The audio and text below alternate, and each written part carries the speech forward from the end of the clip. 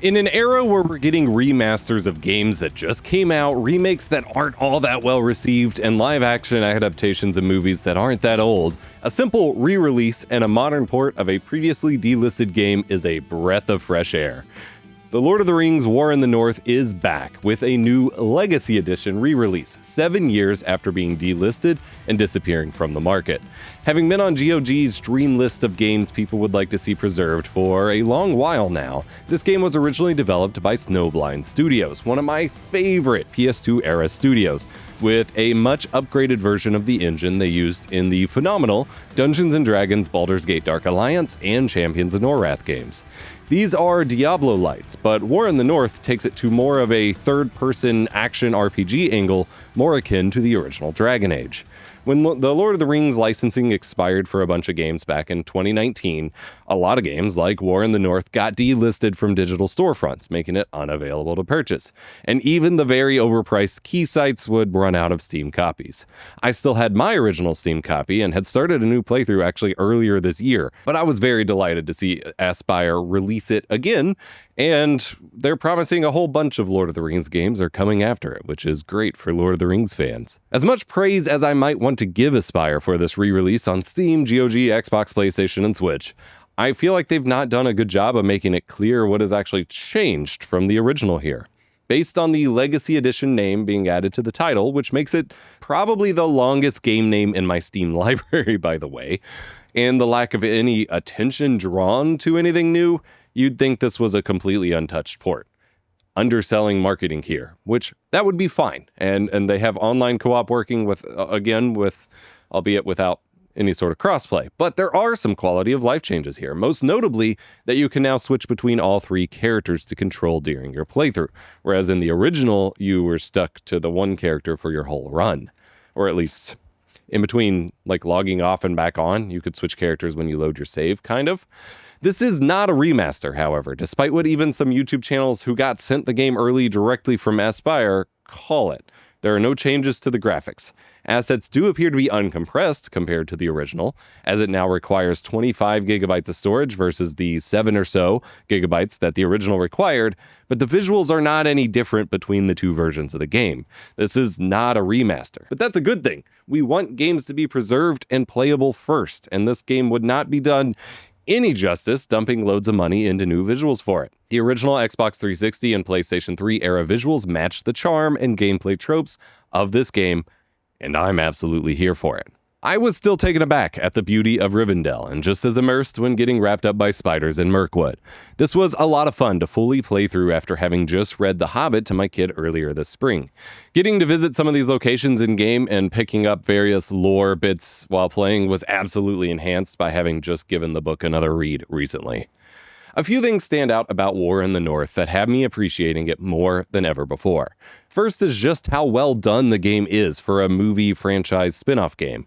Sure, you've got some appearances from the Fellowship and some of the other characters, and the game's story runs parallel to the original Lord of the Rings movies, but really you only spend a small amount of time addressing the movie-related plot points, and instead are immersed in your own story.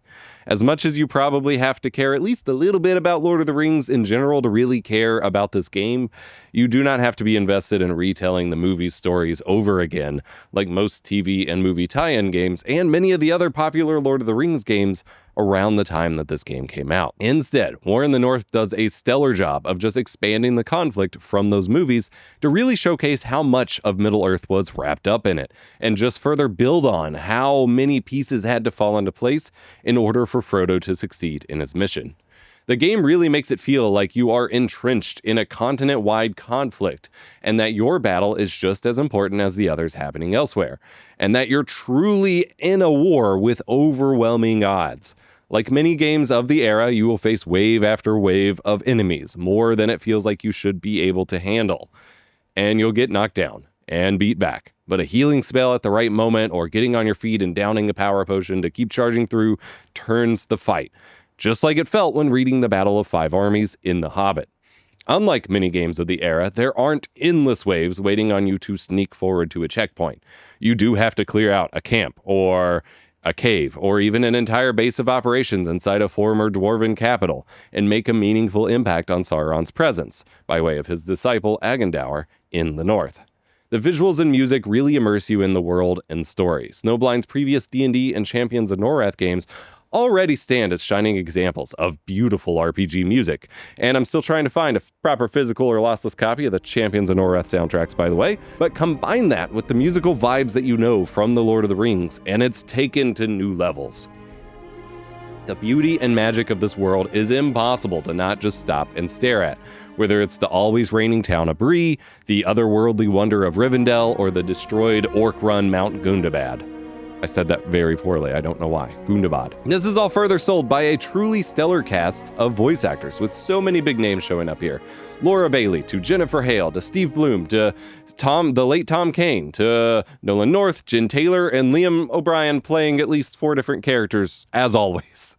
It's such a wonderful treat for the performances in such story-rich games to be that extra great. It just takes it the extra mile. I also couldn't help but appreciate the obvious inspirations in this game. The DNA of Snowblind's previous dungeon crawlers I've mentioned are apparent, and I still couldn't help but break every single barrel to get the 1 or 2 coins that they drop, as always, but it felt like they picked up a little more along the way. In War of the North, we start to get some glory kills and boss takedowns that felt straight out of God of War. Meanwhile, the crossbow turret sections almost reminded me a bit of some Gears of War levels, all in the best way. Gameplay and party management-wise, I did feel a bit of Dragon Age 1 and 2 in there, and you had the post-level stat screens, mostly for online co-op players, that had me reminding a bit of Left 4 Dead in there, all building to a great yet still kind of unique experience, although very of the era. The game features a lot of hacking and slashing, and even a bit of dodging, blocking, and even sort of parrying if you want, but of a much older game design philosophy rather than the Soulsborne light style that dominates most games of this genre released today, which again was a breath of fresh air. You have a stamina bar called Power that is more like a mana bar than a modern stamina bar, as it's only drained for special abilities rather than sprinting, dodging, or blocking. This new Legacy Edition version of the game even adds enemy targeting, like you'd find in Souls-like games, as a new feature. But it's pretty rudimentary, and I honestly did not find myself using it that much. The game plays great without it most of the time, which is unfortunately kind of true about the ability to switch characters as well. The game is built for co-op through and through, but they've added the ability to make it more interesting for solo players, so you can switch characters and have more variety. Unfortunately, not everything translates very well to that. Drops and loot in the game are still tuned for whatever character you start with. So I started my game as Farron, the dwarf champion, or Farron. He uses big melee weapons and a crossbow with bolts, which means that I never found arrows for my ranger as loot, and thus my ranger spent most of his game unable to fire his bow. The shops occasionally have one little stock of arrows, but that would usually only last me a single fight. Meanwhile, bolts were everywhere. If I switched to the ranger, sometimes arrows would drop from barrels and such, but any actual loot piles or chests designed to really refill you would only contain bolts. This was really disappointing, especially since I had originally spec'd my ranger out for his bow, given the game gives you lots of powerful bows for him, and I could not afford a respec token until basically the end of the game, and I did not bother. There are also secrets in each level that a specific character has to activate. If you're playing as one character and find another character's secret, you can just call them over to open it, and seems fine. It seems like this was adjusted for solo play. It's possible you're expected to wander around every level as all 3 characters and find other secrets, because if not, I only ever found maybe 5 secrets for the elf, and then quite a few for the ranger, and all the rest were for the dwarf. Really kind of felt imbalanced in that way. The other 2 characters also never really seem to pick up loot on their own, even if they walk over it, and yet they would still randomly end up with gear in their inventories anyway. So while the ability to control all 3 characters seems like a neat addition, your ability to actually play them is hindered by the lack of balanced loot beyond the character you started with, and thus I didn't really bother. Loot is weird in the game. You can receive great loot as quest rewards, find it from enemies, or occasionally in shops. But by the end of the game, all 3 of my characters were filthy rich, and I never really felt like I had anything worthwhile to spend it on.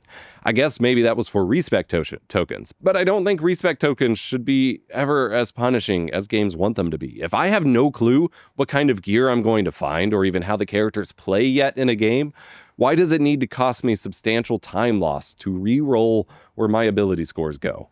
Just let me do it. It costs nothing. I will say, for as much of an absolute blast as I had playing the game, and it was truly a blast, it is quite the buggy mess. I cannot say how much of this was in the original game or new bugs introduced with the re-release, so I'll assume most of them are carried forward. But sheesh, broadly speaking, none of them really detracted from my experience on the whole, and none of them were game-breaking, but they should maybe be addressed. I mentioned the quirks in balancing the 3 characters already. From there, we have lots of other weird stuff. In Bree, your starter town, upon returning to the town after leaving for the first time, a random thing appears on the road that gives you infinite free items. The first couple times I visited, it provided free power potions. The rest of the time, it gave a handful of different rings and never changed beyond that. I honestly would have preferred the potions, as they became quite hard to come by at the end of the game, but this perhaps seems like some sort of debug testing thing for the developers that got left in. I also had one level where I got locked from proceeding. The little proceed barrier wall never gave me the prompt, even after multiple reloads of my game save. Turns out there was an orc stuck around the corner behind the barrier that I had to wait until it came through and then kill it in order to proceed. And that was obviously not obvious until the orc showed up. It, and sometimes other orcs, would just get stuck walking into walls instead of fighting. This was rare, but it did happen. I also had a weird issue where my ranger's gear would just randomly unequip when we moved from one level to the next. I also had a big issue where gear just kept randomly appearing in everyone's inventory altogether. Inventory management was rough enough. Passing around loot, selling things, buying new things at the shop across 3 different characters where you have to exit the shop, pick the other character, go back to the shop. It was an exercise in tedium at every instance. So it was made all that much more frustrating when I sell all the extra gear on one character, switch to another character, sell all the extra gear on that character, go back to the first character, and suddenly there's a bunch more gear in that original character's inventory, and same with the second one. It's like things were stuck in a queue of being added to the inventory, even though the inventories were never full. Again, it did not ruin my experience, but it was quite annoying and added a lot of playtime to my run. There was also some frustration with side quests where you can't really return past areas to finish them and finish your side quests that may be in that area, and some of the quests just didn't work. For example, when helping Bilbo with his poetry, he asked me to consult Arwen about it. And then she never gave me any dialogue options for it after the first time. And other side quests involve returning scrolls, collecting scrolls and returning them to Rivendell for Elrond. And if you don't find them all until basically right at the end, and then you're not given a proper chance to go and return them to him. But at the end of the day, I got to fight orcs and goblins and trolls and spiders and explore ruins and fly on eagles and negotiate with a freaking dragon and help defeat Sauron's right-hand man. And after you finish, you're bumped right into New Game Plus mode, where you keep your loot and your levels and get to play through again. I was level 21 by the time I finished normal difficulty, but the level cap is 40, allowing you to nearly complete your skill trees. I'm hoping to do another run soon as the L4 Ranger for New Game Plus, and then hopefully I can finish those side quests, but I need a break. I played through this over the course of a week. It's time to play something else for a little bit.